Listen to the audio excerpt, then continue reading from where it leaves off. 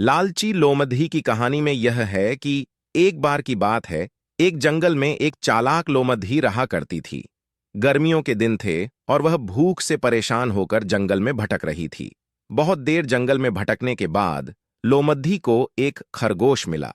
लेकिन खरगोश मिलने के बाद लोमधी ने खरगोश को खाने की बजाय उसे छोड़ दिया, क्योंकि वह इतना छोटा था कि उसे खाने से लोमधी का पेट कहां भरने वाला था।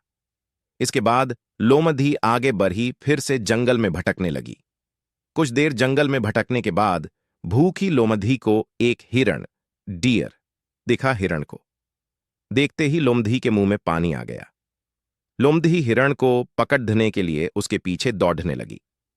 लोमधी ने अपनी पूरी ताकत से हिरण का पीछा किया, पर हिरण लोमधी की पकड़ में नहीं आया। अब लोमधी खाने की तलाश में बहुत ही थक चुकी थी।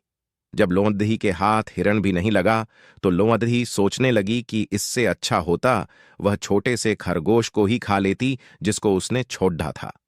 कुछ देर आराम करने के बाद लोमधी खरगोश को ढूंढने के लिए फिर से जंगल में भटकने लगी।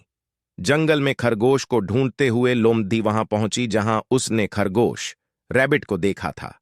लेकिन लोमधी को वहां खरगोश नहीं दिखा।